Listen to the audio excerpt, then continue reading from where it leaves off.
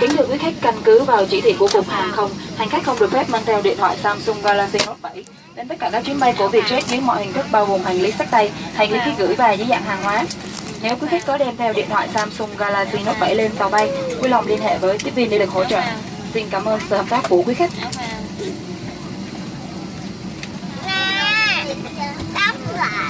Ladies and gentlemen, based on the directive of Civil Aviation Authority of Vietnam, Samsung Galaxy Note 7 is not allowed to be carried on board all Vietjet airlines, and in any form including carry-on baggage, checked baggage, and cargo. Please call on any of cabin crew should you need further assistance on this matter. Thank you for your cooperation. Mở ra không? Cửa nằm trên này, cửa nằm phía trên, đúng không? Bây giờ nếu con đóng lại thì nằm ở dưới. Vậy bây giờ nằm trên hay nằm dưới? Nè, như vậy thì nằm trên hay nằm dưới, mở hay đóng? Cửa này ở trên là mở, ở dưới là đóng, đúng không? Cái này đang ở trên là phải mở ra nha.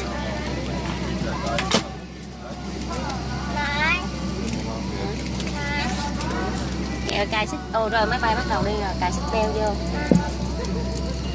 승객 여러분, 잠시 안내 này hả? Đâu cái đâu 말씀드리겠습니다. kìa cài xích beo 베트남 nè. 민항청 안전지침에 따라 삼성 갤럭시 노트 7의 기내 반입 및 수화물 반입이 엄격히 금지되어 Tí nữa máy bay cất cánh là máy bay đi ổn định rồi con mới mở được.